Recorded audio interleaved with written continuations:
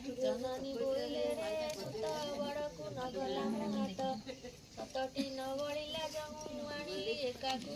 पुत्र बोलाई माता मोर हटई ते माता व्यवहार औ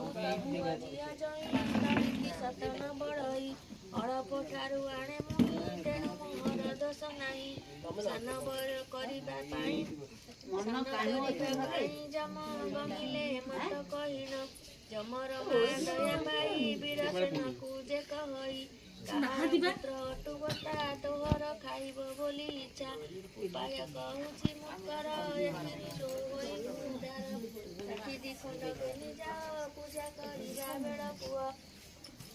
पुराई चिंती मुना बरे बोली मुआब हम अछमर